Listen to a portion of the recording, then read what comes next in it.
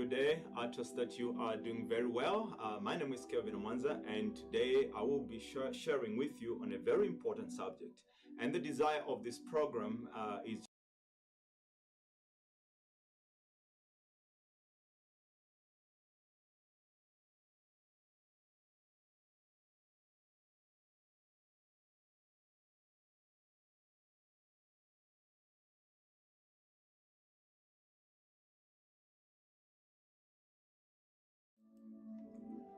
Good day. I trust that you are doing very well. My name is Kelvin Mwanza, and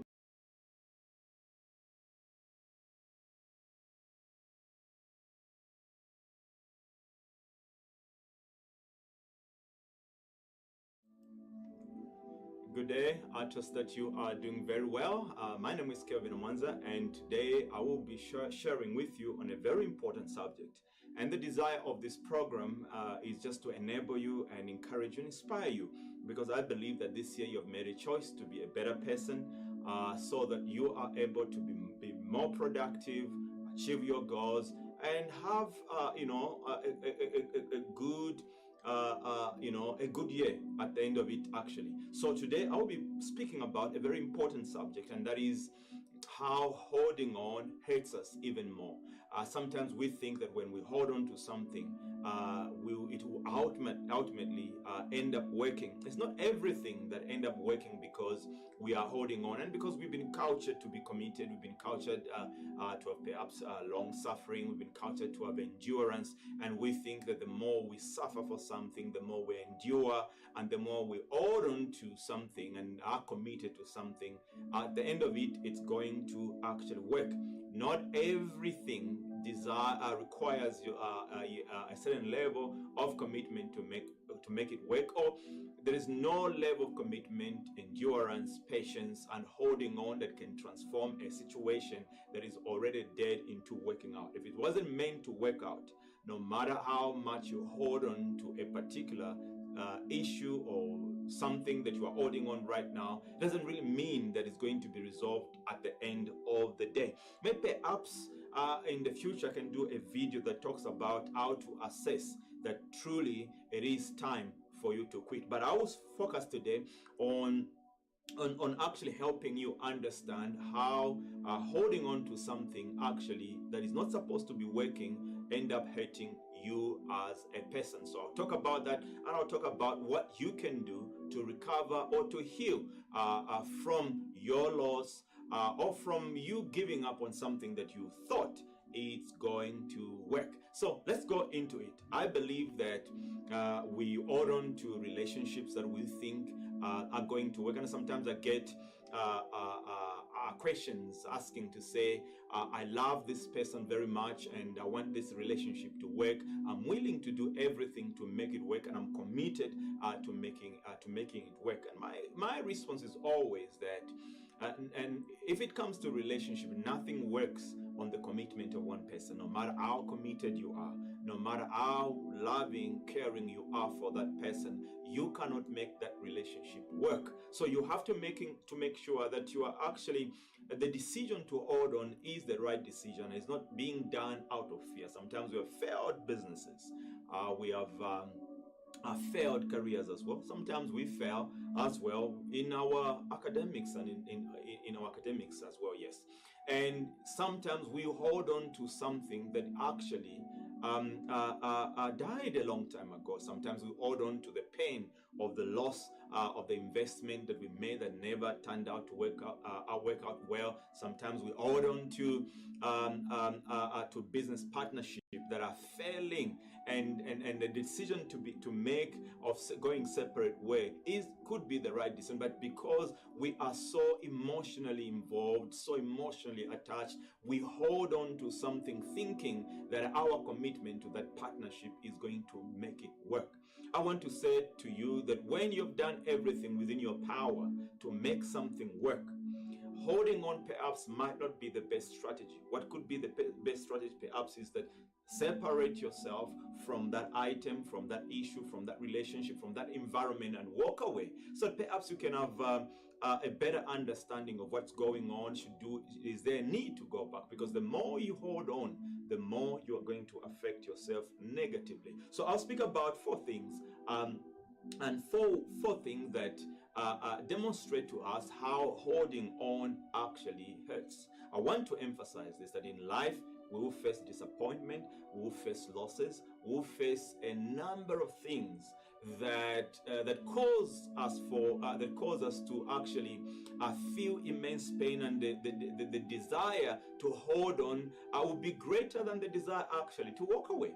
But I want to say to you, it's not always the wisest thing to do for you to remain in the same place holding on to something that you are not supposed to be holding on. So let's go into four things I think are going to highlight to us how holding on actually end up hurting us even the more.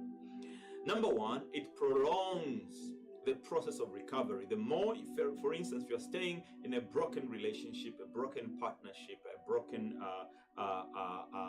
work environment, and you are holding on for the sake of holding on, it prolongs the process of recovery, because the process that you are taking to hold on to something that you're not supposed to be holding on could be the time that you should be spending in your recovery. For instance, if you are in a relationship that is broken and you were supposed to make a decision to walk away a year ago, but you are still in it, in the end, what you are doing to yourself is that you are 1 year behind to your recovery.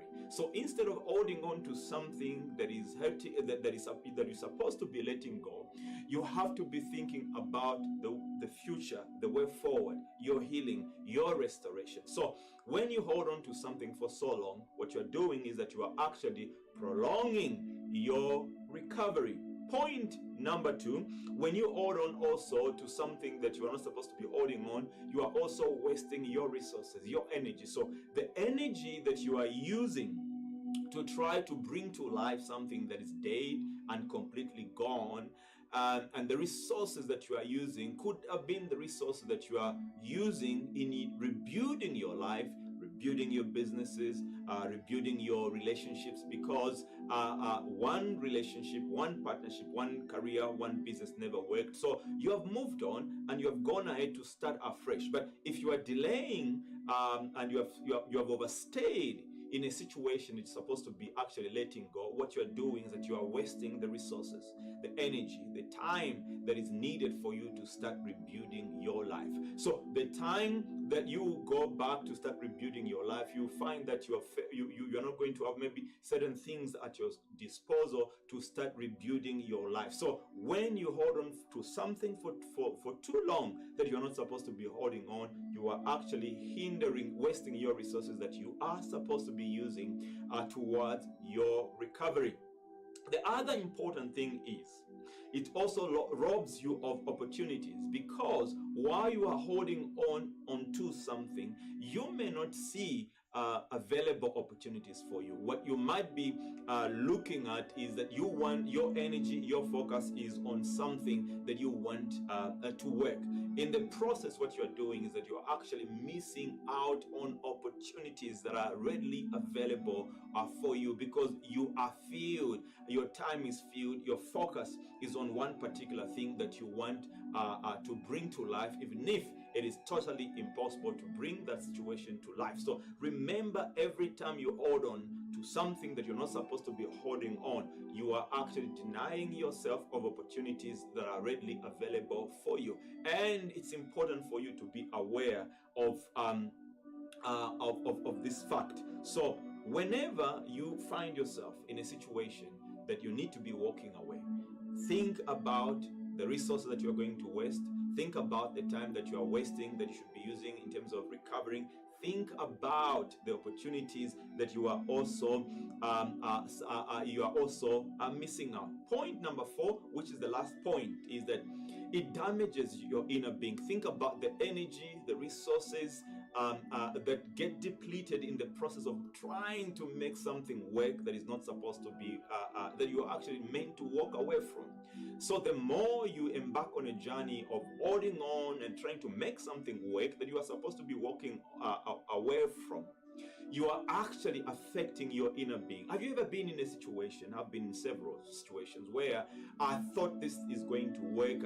I invested my energy and my time, but there was just it was just bringing about a lot of frustration. But in the process of trying to force the situation to work, what happens is that, or what happened to me, perhaps it hasn't happened to you, is that something in me changes. You become, I became at some point resentful, reactionary, short-tempered. I'm always stressed because there's something that I'm trying to make life out of that is actually dead, and I'm holding on because I don't want to lose that particular thing. And in the process of holding on for far too long, I end up affecting my inner state, my inner being. I end up becoming the person that I was actually not. It's the same thing that will happen to you as well. The more and the longer you hold on to something that is not working, it will end up damaging and affecting your inner being. In fact, that's one of the signs that you should be noticing when you are on a journey or holding on to something that you're not supposed to be holding on. One of the things that happens to you is that there is this instability, this sense of anxiety that is always that grows and continue to emerge in the inside of you. There is less peace, and you will know that if there is no peace around what you are doing or what you are holding on, chances are you are not supposed to do that, because the longer you stay, the more you are going to be affected and damaged negatively. But anyway, let me give you also perhaps four things that can help you move on or can help you let go. Remember, the idea is that once you recognize that what you are holding on, you are not supposed to hold on to it, you're supposed to let it go. That's the most important thing. Identify that you are not supposed to hold on to something and you have to let go. But how do you begin a journey of letting go? Point number one, accept and allow yourself to grieve.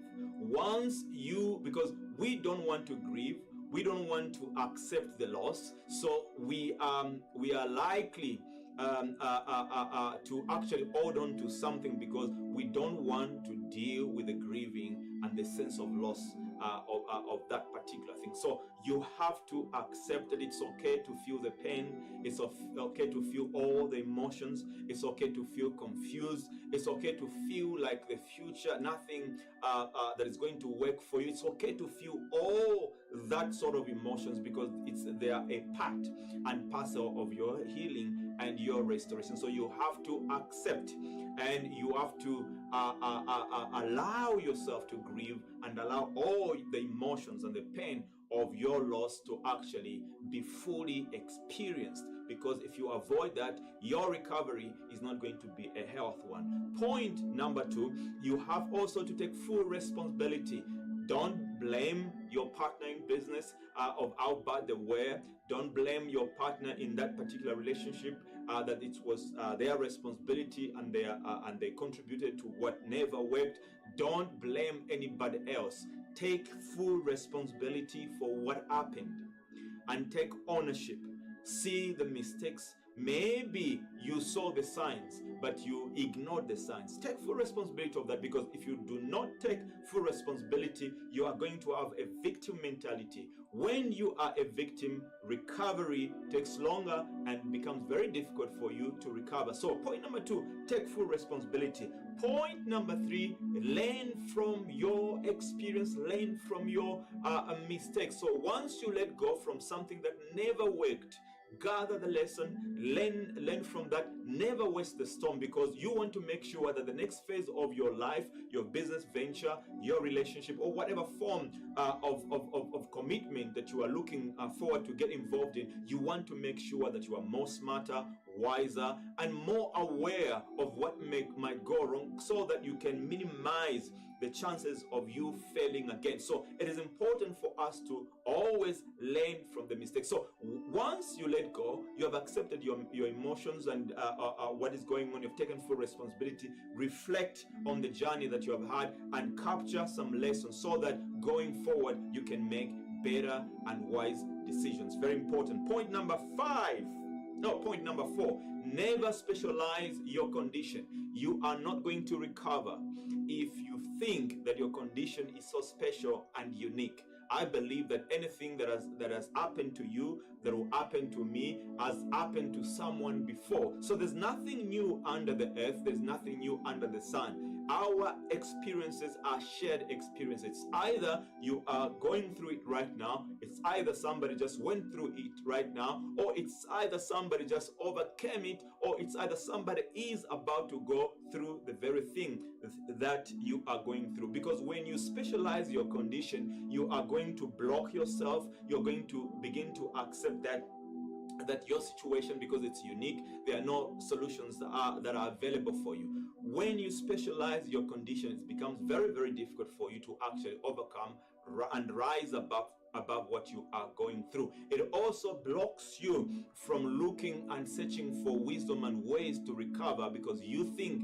your condition is special and there's no one who can help you. So I want to say this to you, that the more you hold on to something, the more you are going to hurt yourself. So today, reflect on the 4 things that I've mentioned to you that will help you on the journey of letting go and on the journey of recovery. So enjoy the rest of the evening, morning to some of you, or afternoon, and I will see you again as we embark on a journey of developing ourselves into a better vision.